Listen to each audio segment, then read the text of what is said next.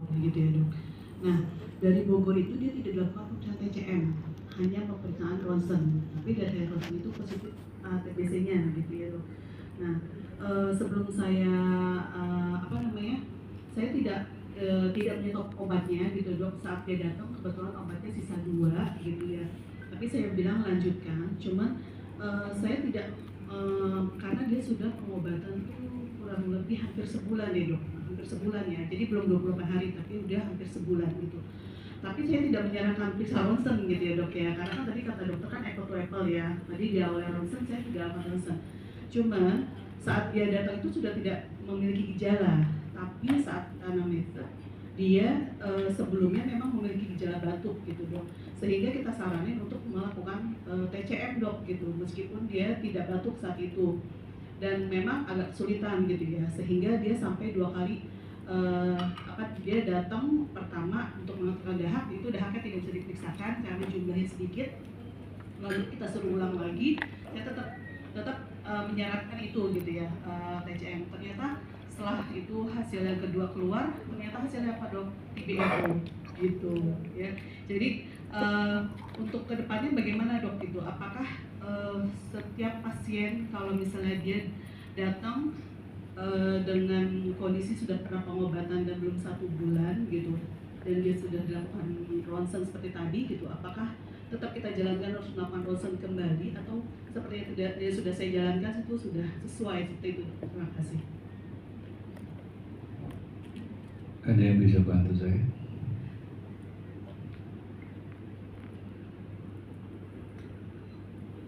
Ada yang punya pengalaman hampir sama?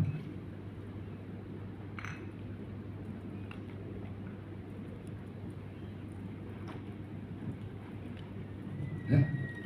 Oke. Jadi gini, kenapa saya lempar? Karena katanya kalau pelatihan mesti lempar dulu gitu katanya. Bener ya? Ya, bukan saya nggak mau jawab langsung. Karena kalau misalnya ada yang bisa jawab dan jawabnya benar, saya udah bilang, iya saya ikut itu aja. Ya, itu triknya. Cuma nggak ada yang bantuin saya ternyata. Oke, gini. Ya, ini kasus yang sering kita dapatkan sebetulnya ya. Kalau jawabannya banyak sebetulnya. Ya, jawabannya banyak. Tergantung dari persepsi mana kita mau ambil. Ya, kalau saya mendapatkan kasus seperti itu, ya, saya setuju untuk tetap dilanjutkan pengobatannya. Kenapa? Karena sekali diberikan pengobatan TB sebaiknya jangan diputus. Ya, apapun kondisinya pada saat mulai pengobatan gitu ya. Kecuali kalau dia ada timbul efek samping, nah itu beda. Tapi kalau tidak ada efek samping, oke, kita lanjutkan saja. Tapi tetap kita lakukan pemeriksaan. Nah, pemeriksaan apa? Kalau foto saya biasanya akan tunda sih. Ya, karena kan pengobatan untuk pengobatan TB itu foto selanjutnya nanti bulan kedua. Jadi kalau foto nanti aja nanti itu bulan kedua. Gitu. Kalau kasus saya yang pertama itu tidak ada gejala. Ya, tidak ada gejala, hanya berdasarkan CT scan. Makanya saya bilang, oke, kita buktikan saja. Gitu, ya. Nanti sebelum 28 hari, coba aja CT scan lagi. Kita lihat ada perkembangan nggak, kan diobatin. Karena pengobatan TB itu 2 minggu saja itu sudah menimbulkan reaksi yang cukup baik. Ya, nah pada pasien saya kurang dari 28 hari nggak ada perubahan sama sekali, nggak ada gejala. Apa yang saya mau tanya? Ibu udah nggak batuk kan? Emang dari awal saya nggak batuk dok. Ibu udah keringat malam nggak? Saya nggak ada keringat malam dari awal gitu kan. Jadi apa yang saya mau lakukan? Ya, jadi karena pengobatan ini baru dilakukan kurang dari 1 bulan, ya saya setuju dilakukan TCM. Ya, walaupun kenyataannya kemungkinan besar akan negatif bisa, gitu. Tapi ternyata hasilnya positif dan ternyata RO gitu ya. Agak dilema juga ya. Kenapa? Karena kata-katanya tadi adalah dari anamnesis ada perbaikan. Ya toh? Tadinya batuk terus, sekarang udah. Nah, sebetulnya ini permasalahannya apakah memang perbaikannya karena memang kuman TBC awalnya SO jadi RO, atau sebetulnya memang RO tapi dibarengi dengan infeksi yang lain. Karena ingat ya, OAT itu antibiotik. Jadi dia sebetulnya kena juga untuk kuman-kumannya, tapi spesifik ke TB. Ya, jadi kalau saya ya saya lanjutkan pengobatannya, saya tetap periksa TCM. Kalau misalnya memang dia RO ya berarti kita harus follow up lagi lebih lanjut. Mungkin itu ya bisa jawab. Atau masih kurang berkenan? Udah, oke. Ya, karena kenyataannya kan tidak semua fasilitas kesehatan bisa menangani TB-RO. Gitu. Ya, seperti contohnya RSM lah ya. RSM sebetulnya bisa dinyatakan masih baru tuh untuk pelayanan TB-RO ya, baru kira-kira belum nyampe 5 tahun mungkin ya, 2 tahun kan? Nah, kenapa? Karena gaungnya itu sudah ada sejak saya ambil sekolah dulu. Saya ambil sekolahnya tahun 2014. Waktu ambil konsultan itu saya ambil 2014. Mereka sudah bilang kita udah siap-siap mau melayani TB-RO. Terus tiba-tiba baru 2022 ya. Jadi 2014 2022 kira-kira 8 tahun baru muncul. Memang sulit untuk lulus untuk jadi pelayanan kesehatan untuk TB-RO. Baik, Dok, berarti kalau dengan kasus pasien datang pemeriksaannya dia ronsen dan positif gitu ya dok ya, itu berarti kita setelah 1 bulan baru kita boleh follow up dengan ronsen ulang gitu dok maksudnya? Gini, semua ada yang mau jawab? Saya suka lepasan ya. Nggak ada yang mau jawab, bantuin dong. Oke, gini ya, jadi sebetulnya semua penyakit itu selalu didahului oleh gejala klinis. Kita tidak boleh mengobati penyakit hanya berdasarkan foto.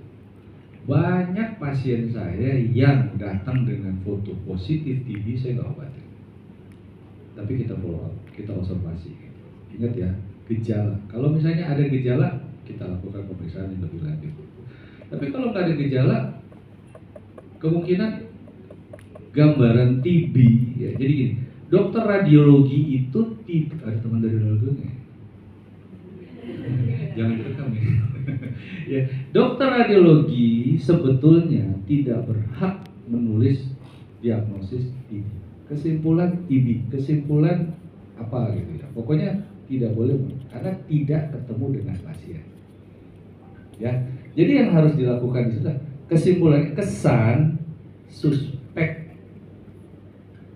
TB ya, sesuaikan dengan gejala klinis. Itu harus ya. Tapi kalau tulisannya kesan TB, nah itu dipertanyakan gitu. Jangan-jangan pasiennya teman dekatnya dia. Jadi dia tanya-nanya sendiri. Beneran lo ada batu bama? Iya, oh ya sudah TB. Tapi orang radiologi nggak boleh.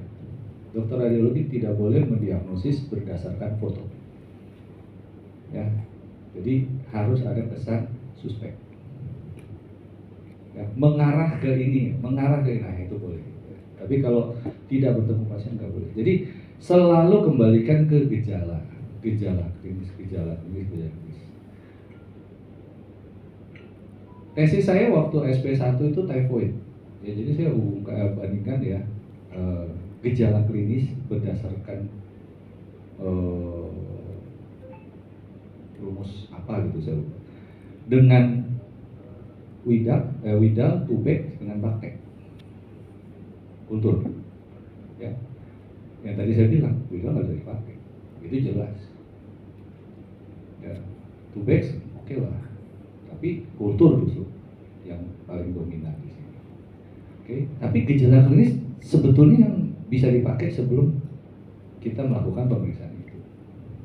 Jadi yang saya selalu dapat sih kebanyakan medical check up. Dapat surat cinta dari direkturnya, gitu, HRD-nya, gitu kan, atau mau keluar negeri gitu. Yang tadi salah satu contoh dari studi ya tenaga kesehatan dideportasi lagi gitu. Padahal sebetulnya itu hanya TB yang lama, udah nggak aktif. Cuman kesulitannya adalah negara yang dituju itu bukan endemis. Ya. Itu yang kesulitan pada saat saya menjadi perwakilan PABDI untuk membantu merumuskan buku juknis gitu ya tentang tenaga kerja di luar, termasuk TKW dan haji, gitu ya. Jadi selalu ada perdebatan antara klinisi dalam arti kata saya waktu itu dengan pihak penyedia pelayanan, gitu ya. Jadi kalau menurut Dr. Crispian dengan gambaran foto seperti ini boleh berangkat nggak? Boleh. Tapi sampai di sana nanti dipulangin lagi dok. Ya itu tanya sama saya, jangan tanya sama saya. Kalau klinis nggak ada masalah. Pertanyaannya ada gejala nggak? Jadi saya paling cuma kalau saya ke tenaga kesehatan ke karyawan gitu ya, terus pada HRD di tempat gitu ya. Pada pemeriksaan saat ini saya tidak menemukan gejala klinis yang mengarah ke TB. Ya. Dari foto ditemukan gambaran ke arah TB. Saat ini belum ada penanganan. Jadi silakan kerja seperti biasa. Jika ada permasalahan kembali, silakan dikonsultasi kembali ke saya. Dalam arti kata, kalau ada gejala, silakan datang. Tapi kadang datang lagi, dok butuh bukti. Oke, kalau gitu buktikan saja. Dengan apa? Dahak. Nggak ada dok, butuh bukti. Mau nggak saya bronkoskopi? Bisa begitu ya. Karena bronkoskopi itu langsung ambil. Ya sudahlah, karena dia butuh bukti di luar dari pakemnya, mantu deh mau atau igra. Positif dok, saya nggak boleh. Siapa bilang? Kan kamu nggak ada gejala. TPT. Gitu aja. Ya. Karena chest X-ray ke arah TB bukan pasti TB. Ya, banyak menyerupai TB, tapi diagnosis pasti tetap salah. Oke?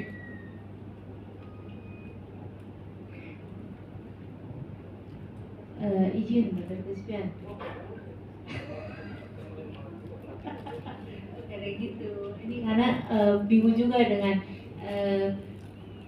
ronsen itu bukan menjadi follow up pengobatan kan, kita BTA, jadi nggak perlu ronsen untuk follow up pasien karena puskesmas belum dilengkapi dengan ronsen dan kita tidak perlu merujuk untuk khusus memfollow up ronsen. Mungkin itu Ya, betul. Bukan pertanyaan kan tadi ya, tapi saya nggak perlu ada yang bisa jawab tuh saya gitu kan? Sama satu lagi dong, Oh, iya. izin konfirmasi yang tadi 28 hari, karena memang saya itu juga ingatnya 28 hari, ingat dari mana, ternyata Dr. Crispian tadi menampilkan slide-nya ya, tapi ternyata ada konsep putus berobat itu definisinya sesuai dengan juknis ke Permenkes katanya 2 bulan. Nah ini ISTC dan juknis Permenkes mungkin gimana ya, juknis Permenkesnya mungkin Mbak Ida boleh tampilin ya yang putus berobat 2 bulan, karena memang 28 hari itu kalau kita lihat kolom-kolom di TB 01 itu memang 28 hari lah kriteria untuk 1 bulannya pengobatan, tapi kalau putus berobat itu 2 bulan loh. Jadi ini ya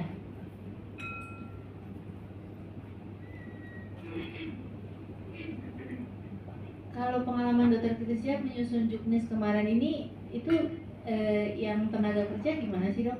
Di mana itu leadernya sambil tunggu itu dicari? Leadernya Maksudnya kan ada, karena kami juga agak bingung untuk koordinasi sama bagian ketenaga kerjaan nih, karena memang kan beda ya, kita dinas kesehatan dan jajarannya, mereka kan dinas tenaga kerja jajarannya. Nah untuk approach ke karyawan itu kami juga belum ada linknya ke sana. Nah kemarin ini kan Dr. Crispian perwakilan PABDI untuk diskusi terkait dengan bagaimana memberikan legalitas ini pasien layak atau enggak direkrut sebagai tenaga kerja. Itu berprosesnya kapan, di mana, siapa panitia acaranya gitu dok, boleh dok? Ya.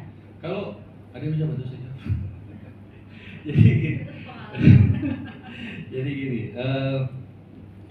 kesulitannya kalau kita berhadapan dengan penyedia pelayanan kesehatan, penyedia pelayanan kerja kantor lah istilahnya gitu ya, yang berhadapan dengan karyawan atau calon karyawan yang akan bekerja di tempatnya. Jadi pihak kantor itu tidak akan pernah mau pekerja lain tertular. Intinya sih seperti itu, ya toh. Jadi begitu ada yang dicurigai langsung, ayo deh diperiksakan langsung ke dokter paru dan segala macam. Ya, tapi tetap yang melakukan itu sebetulnya dari kantornya sendiri ada yang melakukan screeningnya itu sebetulnya ada dari kantornya sendiri ya. Jadi dari kita sebagai klinik itu hanya mendapatkan konsul dari mereka. Ya, nah pada saat dilakukan mendapatkan konsul seperti itu, tetap jawabannya harus berdasarkan gejala klinis. Ya, nah kalau dari pihak kantor maunya langsung diperiksa BTA, bukan TCM. Ya, itu yang saya agak bertanya sih, kenapa BTA? Ya, jadi waktu menyusun kemarin itu mereka maunya dilakukan pemeriksaan BTA. Setelah 2 minggu diperiksakan lagi BTA-nya. Jadi mereka pakai patokan 2 minggu karena dengan pengobatan 2 minggu itu sudah selesai katanya gitu kalau diobatin. Ini kan nggak diobatin ya, diobati kata. Jadi di follow up lah istilahnya dia. Jadi dalam 2 minggu kalau misalnya dalam 2 minggu ternyata BTA-nya negatif, silahkan kerja. Tapi kalau enggak tetap diistirahatkan istilahnya. Ya, nah itu yang kita nggak pernah ketemu terus terang. Saya nggak ngikutin lagi gitu, karena saya cuma ikut selama 2 hari, udah gitu udah. Nah, ada kelanjutan lagi karena yang teman-teman sebetulnya kan dari dinas dan segala macam ya yang sering mengadakan rapat dan segala macam itu kan selalu nggak selesai masalahnya. Ya, seperti waktu itu saya juga ikut penyusunan juknis untuk TB dalam kondisi khusus. Ya, sudah direvisi, sudah disosialisasi, tiba-tiba dapat panggilan itu ada revisi ulang. Gitu. Terus kabar terakhir buku itu akhirnya sudah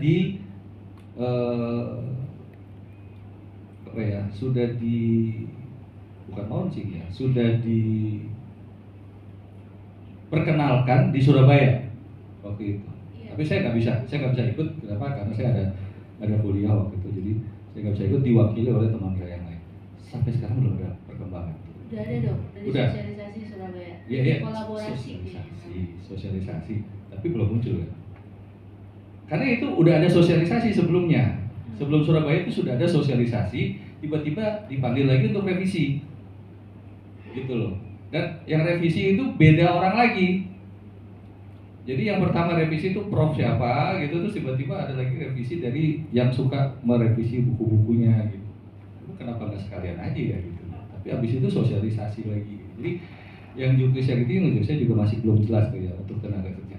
Oke, ini izin dok. Ini yang mungkin bisa di scroll dulu ke atas. Permenkes 67 2016 itu salah satu, turun ke bawah. Nah ini definisionalnya masih dicantumkan gitu, putus obat, tidak memulai pengobatan, atau yang pengobatan terputus terus menerus selama 2 bulan atau lebih. Jadi 56 kali dosis yang dia nggak minum. Karena biasanya kalau dia misalnya nih minum seminggu 7 hari, terus dia putus masih 20 hari, nanti kita tetap lanjutin dok di hari itu sampai 56 dosis, baru dia nanti pindah ke fase lanjutan. Tapi kalau sesuai definisi ini, kayaknya antara ISTC sama Permenkes kenapa nggak sinkron ya? Dulu iya, makanya di rapat yang kemarin di Sudin saya ingatnya 28 karena mungkin pakai yang ISTC, tapi kan juknis Permenkesnya gini.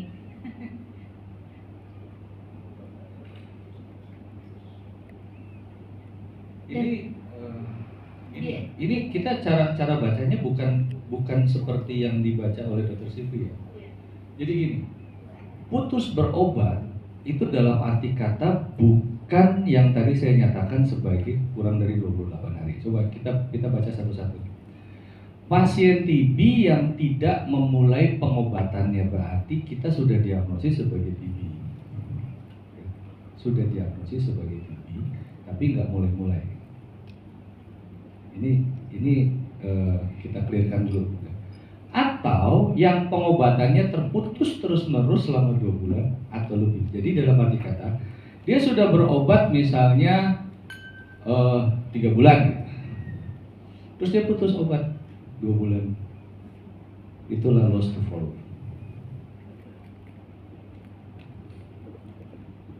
Kalau dia baru minum obat seminggu? Kalau mau minum seminggu mah nggak putus dong. Tapi dia nggak minum lagi habis itu. Iya kan masih dikategorikan sebagai baru. Kurang dari 28 hari kan masih kategori. Iya betul, pasien TB baru dia minumnya 7 hari, terus dia nggak minum nih 28 hari. Iya, nggak apa-apa karena itu masih kategori baru. Selanjutnya apa yang kita anggap sebagai baru? Tetap lanjut pengobatan. Iya lanjut pengobatan. Oke. Gitu. Berarti belum putus. Belum.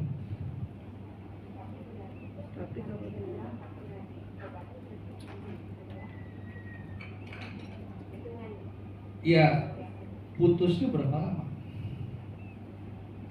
Putusnya 5 tahun gitu. Ya nggak mungkin berapa hari ke-8. Iya, udah minum obat 7 hari, terus dia putusnya 5 tahun baru mulai berobat lagi. Enggak dimulai dari hari ke-8 dong, hari pertama lagi. Enggak, misalnya cuma 2 bulan balik lagi kan obat lagi gitu. Enggak dihitung. Karena kita anggap sebagai TB baru. Oh iya, betul, memang. Tapi kadang-kadang ada yang pasien seperti itu ya dok, 7 hari dia buang. Makanya itulah kenapa dasarnya sekarang bukan BTA pemeriksaannya TCM dari awal. Gitu. Jadi untuk menyingkat waktu, jangan begitu BTA positif, wah kayaknya nih kemungkinan kita periksa lagi TCM gitu. Jadi mendingan sekalian aja langsung TCM. Walaupun tadi saya sudah katakan bahwa bukan apple to apple. Ya.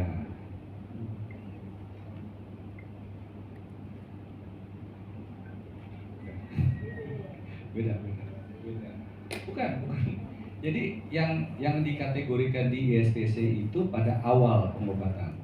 Ya, jadi pada saat awal pengobatan dan ternyata dia putus kurang dari 28 hari, kita masih kategorikan sebagai baru. Ya, tapi kalau lewat itu sudah dikategorikan sebagai gagal pengobatannya. Nah, untuk yang dari ini, yang loss to follow up atau putus berobat yang menurut Permenkes ini, itu adalah kriteria yang berbeda dari ISTC itu. Gitu loh. Jadi ISTC dimulai dari awal. Kalau ini bukan hanya dari awal sebetulnya. Jadi walaupun dia sudah minum obat berapa lama, ternyata dia putus berturut-turut 2 bulan, itu dinyatakan loss to follow. Atau mungkin ada pendapat lain dari teman-teman yang lebih ahli. Ya, karena dari pelatihan itu ya, yang satu message yang saya bisa tangkap di sini, waktu pelatihan kemarin, ya, sebagai seorang pembicara itu bukanlah seorang yang paling ahli. Ya, makanya kalau ada jawaban dilempar dulu, gitu. Karena banyak yang sebetulnya mungkin yang ilmunya lebih tinggi, gitu. Ya, langsung, wah kalau menurut pendapat saya, nah, jadi pembicara enaknya gitu sebetulnya. Lagi saya. Oke, masih ada? Wah, kan sudah bilang sesama yang pelatihan nggak boleh. Kan ilmunya sama sebetulnya. Saya masih bingung. Dok, izin bertanya terkait yang TB dengan HIV dok. Nah, kalau misalkan TB HIV itu misalkan nih pasiennya memang baru ditegakin karena dia terduga, jadi kan dia udah kena TBC, kita cek HIV-nya ternyata positif. Nah, kita pengobatan nih TB-nya selama kurang lebih 6 bulan. Nah, setelah 6 bulan apakah perlu diberikan terapi pencegahan? Nah, tadi kalau di PPT-nya dokter itu ada tercantum INH-nya diberikan terus-menerus seumur hidup. Nah, itu ada range-nya nggak? Misalkan setelah selesai OAT dijedah berapa lama baru dimulai atau misalkan langsung dimulai? Itu satu. Yang kedua, kalau program HIV setahu saya dikasihnya itu 3 HP pencegahannya kayak gitu. Jadi itu gimana ya, Dok?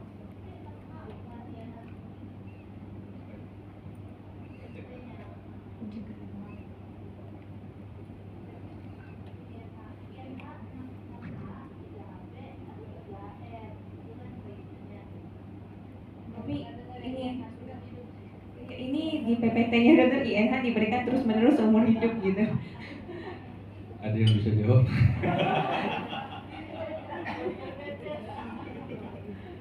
Jadi kembali lagi ke situasional, ya. Yang namanya pencegahan itu yang tadi ya mau 6H ke, mau 3RH ke, mau 3 HP ke gitu ya, itu pada situasi-situasi di mana kita bertemu pasien, ya, bukan pasien, kita bertemu orang sehat. Sekarang kita kembali ke kasusnya. Kasusnya apa? Pasien dengan HIV. Gitu. Pasien dengan HIV itu sudah jelas ya, sebelum ada guideline menuju pemberian TPT itu ENH diberikan seumur hidup dengan ARV. Ya. Jadi pertanyaannya, apakah ARV boleh diberhentikan? Enggak. ARV nggak boleh diberhentiin, dia pakai seterusnya seumur hidup, bukan? Kalau menurut Dr. Gosali sepanjang sisa hidup. Karena kalau seumur hidup dari bayi udah minum. Ya. Iya, sepanjang sisa hidup dia. Jadi bersama-sama dengan ARV. Begitu. Jadi situasional ya. Jadi kalau kita ngomong TPT itu pada orang sehat.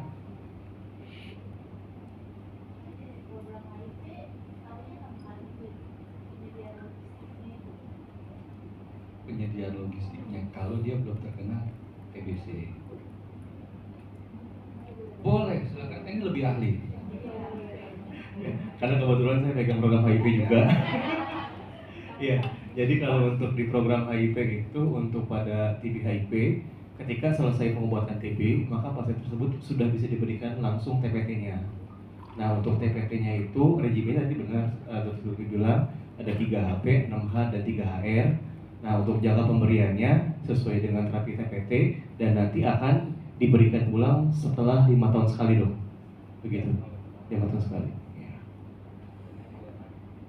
INH-nya hanya 6 bulan aja. Kalau INH 6H 6 bulan. Terima kasih pencerahannya ya. Tapi saya nanti akan coba diskusi lagi ya untuk INH tiap seumur hidupnya ya. Karena itu sepanjang sisa hidup. Ya karena itu memang sebetulnya sudah ada di guideline juga sebetulnya ya, yang seumur hidup ya. Tapi terima kasih pencerahannya ya. Izin karena mungkin terkait dengan perencanaan logistik ya kali kalau Seperti itu. Iya. Ya. Tapi kalau kita berpatokan pada guideline-nya sebetulnya dari internasional itu seumur hidup. Iya. Ya, tapi ya sekali lagi di judisi sudah diberikan itu ya itu terima kasih pencerahannya, saya akan coba konfirmasi lagi. Sama tadi saya sambil koordinasi sama PJHIV Sudin terkait dengan pemberian tes screening. Beda ya antara screening sama testing untuk HIV karena semua pasien TBC kan diperiksakan HIV tapi kan hanya screening. Itu hanya boleh diberikan kepada klinik yang atau TPND yang sudah dilatih. Jadi, nah mungkin Mas Dera bisa memberikan pencerahan apakah itu memungkinkan untuk diberikan pelatihan ke klinik-klinik yang memang udah berjejaring TB. Nah ini kan pas nih sama teman PJ Jejaring. Apakah bisa nih kita combine TB HIV ya kita bisa memperluas layanan dari teman-teman klinik yang udah ada di jaringnya masing-masing wilayah kecamatan. Silakan. Ya, terima kasih dok. Jadi untuk pemberian testing HIV ya dok di klinik, kalau menurut kami sih bisa aja dok, itu seperti TOT kita ke pustu. Jadi petugas yang di kliniknya kita bisa TOT untuk pemeriksaannya. Nah, nanti hasilnya jadi udah bisa mandiri sendiri dok. Bisa aja. Ya, kalau emang di sprinter sendiri kita bisa berikan. Terima kasih dok. Ya, berarti kabar gembiranya nanti bisa teman-teman bisa mandiri, jangan pasiennya diajak datang ke puskes rame. Jadi bisa diperiksain masing-masing di situ. Makasih pencerahannya. Lanjut ke teman-teman lain, ada yang mau nanya? Ini jarang-jarang loh kita ngatur waktu sama Dokter Prispian itu sejak apa ya, akhir September kayaknya ya kita. Karena beliau jam terbangnya banyak. S3, dosen, wah luar biasa deh. Praktek 3 tempat, gimana ngatur waktunya ya? Ya, silakan. Boleh, silakan. Izin dok, mau nanya, sebenarnya ada satu case sih yang membuat bingung pas di pelayanan. Nah ini ceritanya adalah anaknya yang kena TBC, tapi dia TCM-nya itu adalah sensitif obat, jadi SO. Nah dia sebenarnya punya keluarga itu riwayat kontak erat sama ibunya yang TBRO sebenarnya dok. Nah pertanyaan saya, ibunya kan sudah selesai pengobatan nih, udah 2 tahun yang lalu, tapi anaknya kena nih TBSO. Nah di keluarganya sebenarnya belum terscreening kayak IKA-nya, karena belum ada laporan dari rumah sakit ke kita, jadi kita nggak IKA. Nah ini kan ceritanya anaknya kena TBSO nih dok. Kalau misalkan kita lakukan screening keluarga yang kontak erat itu, sebenarnya kita lakukan TPT-nya yang TBRO atau SO dok, karena ini kan tinggal satu rumah tapi case-nya berbeda. Yang satunya RO, satunya SO. Gitu dok. Terima kasih. Ada yang bisa bantu jawab?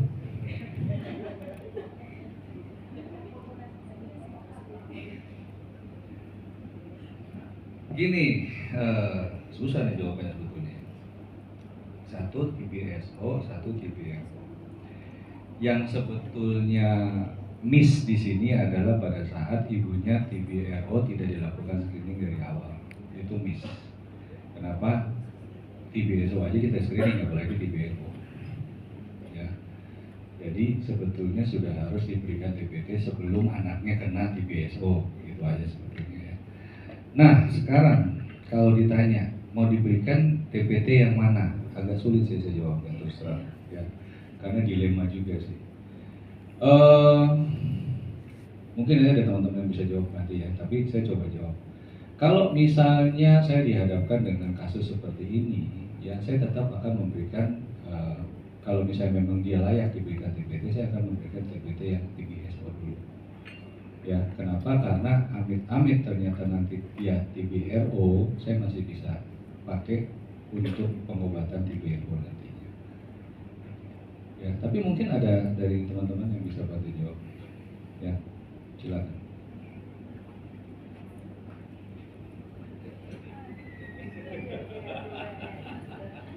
Sebenarnya setuju sama Dr. Crispian, kan indeks kasus saat ini SO. Ya udahlah, lupakan yang lalu karena kelupaan, ya kan? Kalau kita mau buka lembaran baru aja, ya sesuai kasus indeks saat ini aja. Karena kan regimennya beda ya. Teman-teman klinik TPMD apakah tahu regimen TPT untuk TBRO? Kalau ada yang tahu, saya kasih hadiah. Ada yang tahu dari klinik TPMD ya? Kan kalau tadi SO udah diinfoin tuh 6H, 3HP, 3HR. Ini memang topiknya belum hari ini sih ya, masih kita nunggu besok. Cuman ini teman-teman puskesmas mah udah biasa lah dengan. Ada yang tahu cuma satu kalau yang TPT TBRO apa tuh?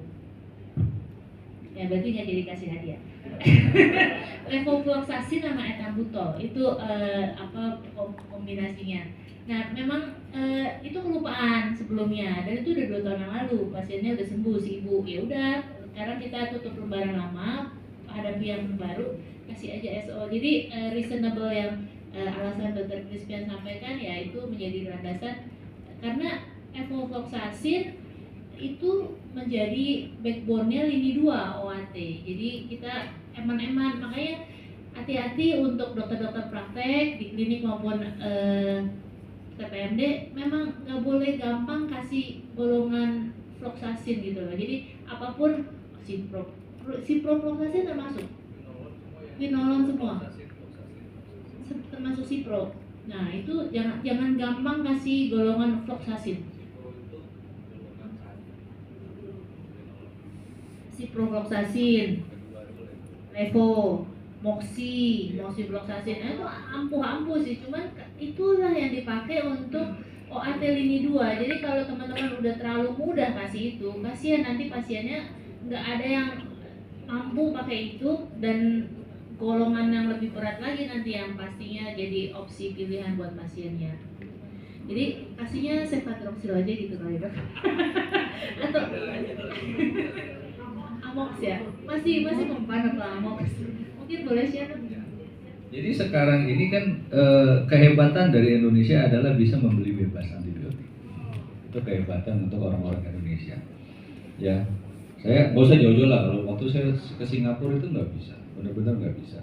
Mana prescriptionnya mana gitu, pasti. Ya. Tapi Indonesia hebatnya seperti itu dan biasanya dari mulut ke mulut gitu kan. Udah pakai coba Cipro gitu kan. Nanti enak kena gitu. Ya. Masukkan ya, Cipro itu sebagai quinolone golongan pertama, tapi untuk respiratory sudah tidak dipakai lagi Cipro. Ya, jadi kita masih pakai levo, udah pakai levo atau moxi. Yang kedua Amox. Intinya gini ya, Amox itu sebetulnya obat yang sejuta umat lah istilahnya gitu ya. Intinya ya. Ya, tapi sekarang udah beralih tuh dari Amox, mereka udah beralih ke Cipro. Ya, udah beralih ke levo gitu ya. Jadi akhirnya Amox itu sudah mulai jarang dipakai. Nah, kehebatan dari pola kuman di seluruh dunia, makin jarang dipakai, makin mempan lagi nantinya.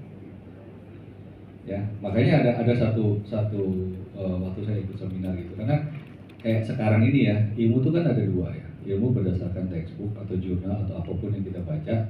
Dan ilmu yang kedua yang paling sering kita pakai, ya ilmu dengarologi. Ya. Jadi artinya ya kayak sekarang nih udah jadi menurut Dr. Crispian nih. Ya. Cuman yang namanya waktu saya pakai ilmu dengarologi ya. Dari salah satu berbicara mengenai waktu itu membahas tentang antibiotik ya. Polanya nanti akan kembali ke antibiotik yang memang sudah mulai jarang kita pakai. Ya, kalau sekarang kan kayak di rumah sakit itu yang antibiotik sejuta umat apa? Ceftriaxone. Ya kan? Nah, itu angka resistennya tinggi sekarang. Ya, tapi nanti begitu yang tidak pernah dipakai kayak ampicillin gitu ya, penisilin, itu nanti akan kembali lagi nanti ke situ. Karena kenapa? Karena obat-obat yang kita pakai yang golongan-golongan dewa menurut pasien itu udah nggak bisa dipakai lagi karena sudah resisten. Akhirnya kita dengan sangat terpaksa akan kembali lagi ke antibiotik zaman dulu yang sudah jarang dipakai dan kemungkinan masih sensitif. Ya, tapi sekali lagi semua harus dikembalikan dengan kultur dan sensitivitas dari obat. Iya, tapi ya bagaimana lagi ya? Itulah diagnosis pasti hanya berdasarkan ya. Sekedar sharing ya, kultur itu dilakukan pada saat awal sebelum antibiotik masuk. Cuma kesulitannya di Indonesia kan saya bilang ya, pasien itu belanja antibiotik itu udah dengan sangat gampangnya. Jadi begitu masuk udah beli antibiotik itu dapat obat dari antibiotik, obat dari dokter ini dan segala macam gitu ya. Tapi tetap kita harus lakukan kultur. Nah, pada saat hasilnya keluar, kultur lagi. Jadi jangan puas begitu dapat kultur, udah ini. Khususnya pada pasien-pasien ICU atau HCU, ya hati-hati. Karena pola kumannya berbeda.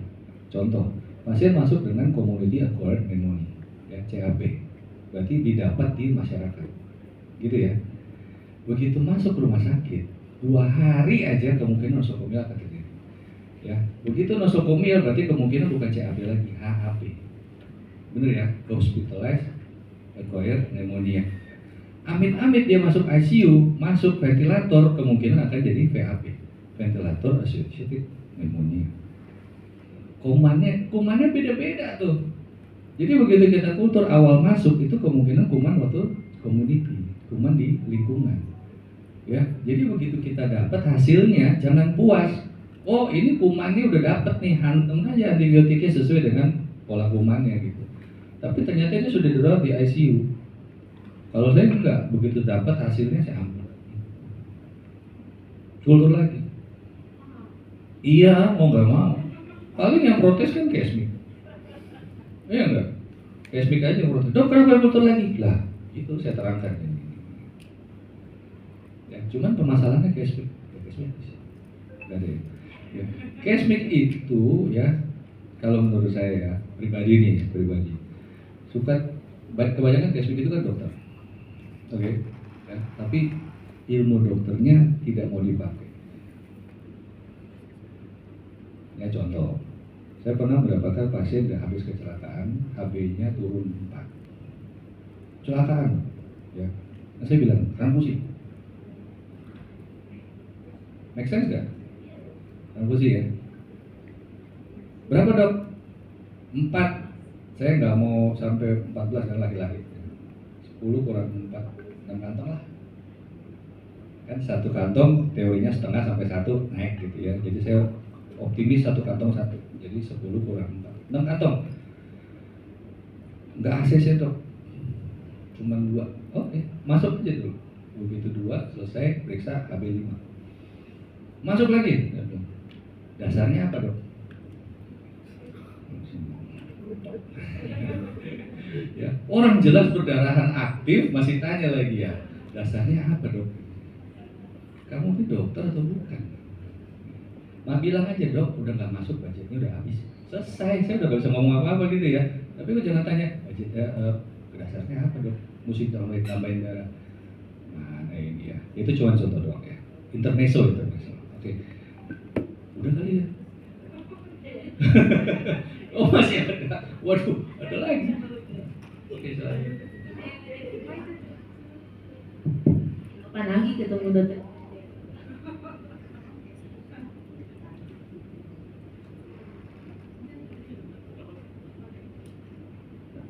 Terima kasih dok. Saya Dr. Lucy dari Klinik Komisi Yudisial. Izin bertanya dok, kan memang tadi dikatakan banyak lewat skrip, misalnya pas sekolah atau penerimaan kerja ya, itu kan tes. Nah, dari hasil ronsennya didapatkan bahwa mereka ada bekas TB, tapi kita tidak bisa langsung mendiagnosa bahwa itu TB, tapi kemungkinan ada penyakit lain, penyakit paru yang memberikan gambaran sama seperti TB. Pertanyaan saya, kalau jadi ada 2 kemungkinan berarti ya dok, bisa dia memang TB dulu bekas TB atau karena penyakit lain. Kalau misalnya bekas TB dan dia tidak pernah minum obat, itu apakah memang bisa sembuh sendiri tanpa pengobatan sehingga menimbulkan bekas, atau kita bisa pastikan bahwa oh ini karena penyakit paru yang lain? Terima kasih dok. Ada yang bisa bantu saya jawab? Oke, jadi kita kembali lagi ke waktu kuliah dulu ya. TB itu, tuh saya jawab foto dulu nih. Kalau bekas TB berarti tidak aktif. Gambaran fotonya itu biasanya fibrotik. Kayak ada gambar kayak ada tali gitu, set gitu ya. Itu mau diapain juga nggak akan bisa hilang. Ya. Sekarang pada saat saya bicara tentang TB ya, pada saat pasien bukan pasien. Pada saat seseorang itu tertular TB, biasanya masih kecil. Makanya bedanya COVID dengan TB itu apa? Kalau COVID, saya COVID, dokter Sivi udah lama loh Pak, saya tularin Mas. Itu COVID, ya. Tapi kalau TB, dokter Sivi, ngapain dok? Gimana dok hari ini? Kita ngobrol terus, ya. Udah ya, besok ketemu lagi ya. Besok datang lagi. Gimana sekarang? Apa aja terjadi? Kontak langsung baru kena. Oke, jadi kumannya masuk. Tunggu pertahanan tubuh kita jelek. Oke. Nah, kenapa saya bilang tadi masuk kuliah? Ya, ada yang namanya TB primer, ada yang namanya TB sekunder. TB primer itu biasanya sembuh sendiri. Ya, jadi begitu kuman masuk, ada 3 kemungkinan pada saat TB primernya. 1, hilang sendiri tanpa pengobatan, bersih. Kedua, hilang sendiri tanpa pengobatan, kotor. Dalam arti kata timbullah fibrotik itu. Pasien nggak tahu, yang tertular tidak tahu. Baru ketahuan berapa tahun kemudian, berapa puluh tahun kemudian begitu medical check up. Loh, kok saya dibilang bekas TB dong? Ya, yang ketiga bersih, masuk ke ekstrak paru. Itu TB primer. Ya, ingat TB primer biasanya tidak ada gejala sama sekali. Yang menimbulkan gejala itu TB sekunder. Biasanya pada dewasa. Ya, jadi bedanya dengan COVID, nularin langsung. Kalau TB, kuman TB ketemu terus. Makanya yang dicurigai siapa sih? Keluarga. Kalau keluarganya bersih, teman satu kamar, teman satu kelas, satu bangku, gitu. Itu yang dicurigai. Tapi yang paling banyak dicurigai itu ya yang satu keluarga itu. Ya, jadi pada saat ada bekas itu nggak aktif. Ya, cuman khususnya orang-orang yang tidak mengerti atau negara-negara yang bukan endemis nggak mau tahu itu. Pokoknya ini ada bekas TB kayak udah jelasannya ada kata-kata TB, udah saya nggak mau terima. Ya, kesulitannya di situ. Sayangnya ya, karena kita ini predikatnya juara 2 dunia gitu. Jadi begitu ada pekerja dari Indonesia mau masuk ada bekas tetap ditolak sama mereka. Karena dianggap tetap membawa kuman. Oke. Izin dok, jadi bisa nggak dok kita lanjutkan dengan pemeriksaan IGRA? Nah, intinya kan tadi saya bilang ya, kalau kita tidak mendiagnosis TB aktif berdasarkan IGRA, tapi kalau kita mau lanjutkan untuk screening TB silakan. Ya, tapi bukan cuma dia doang dong, satu rumah. Kalau misalnya dok IGRA-nya positif, kita bisa lanjut dengan PPT. Ya, kan nggak ada gejala. Iya. Tapi satu rumah diperiksa ya. Jangan-jangan udah ada yang aktif di rumah terus kita cuma melakukan pemeriksaan itu doang, malah jadi bahaya. Ya kan? Atau mungkin ada pendapat lain?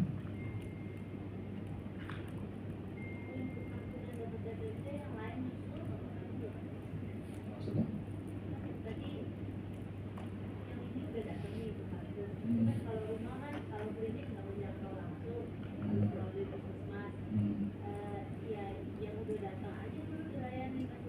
Ya boleh. Nanti pasiennya nggak datang lagi. Anggap aja. Langsung masuk sel.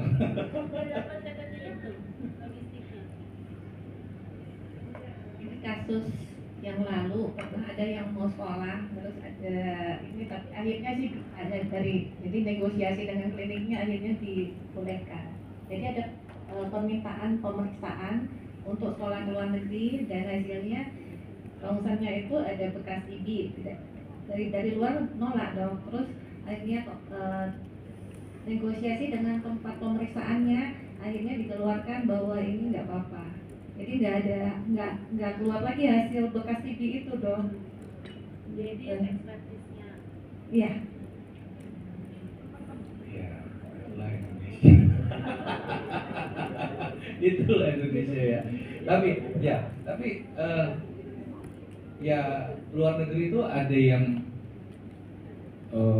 istilahnya ada beberapa yang oke juga sih, maksudnya begitu itu masih cuma bekas tapi sebagian besar tidak gitu. Dan yang selama ini saya dapat berapa kali ya fotonya bermasalah jadi bekas TB, tapi mereka tetap minta ada bukti gitu. Jadi dengan sangat terpaksa ya kita beritakan hingga mati. Itu aja sih. Ya, tapi itu di luar dari guideline. Karena mereka mau mana buktinya dok bahwa dia tidak ada gitu. Makanya saya bilang sama pasiennya, kamu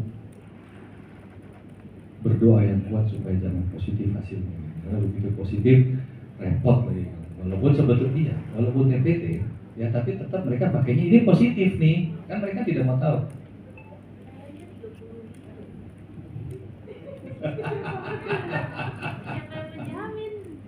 Ya makanya kan saya bilang sebetulnya kalau saya pribadi ya saya pernah diskusi dengan tadi saya bilangnya orang India dan segala macam itu, kita ini sebetulnya nggak perlu TPA, nggak perlu dilakukan pemeriksaan langsung. Sebetulnya ya ini pendapat pribadi loh ya, bukan di luar dari kata itu. Karena apa? Karena juara satunya, juara keduanya Indonesia gitu loh, ya kan? Jadi sebetulnya ini namanya daerah endemis, nggak berlaku tuh. Indonesia nggak berlaku cuma 10 mili, 5 mili aja udah positif. Apalagi 30 mili, wah. Itu pertanyaan tuh. Gitu ya. Jangan sampai saya suruh periksa anak nanti. Waktu itu juga diperiksa Pertanyaannya udah hak atau lu udah gue?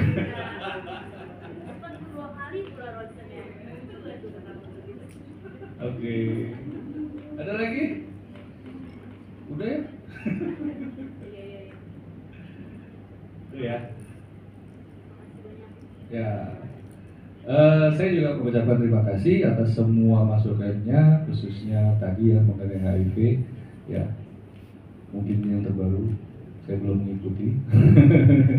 Ya, terima kasih atas kesempatannya dan saya tutup. Wassalamualaikum warahmatullahi wabarakatuh. Waalaikumsalam warahmatullahi wabarakatuh. Terima kasih Dr. Christian. Baik Bapak Ibu, kita berikan aplaus dulu ke Dr. Christian yang telah sharing terkait dengan alur penemuan dan diagnosis TBC.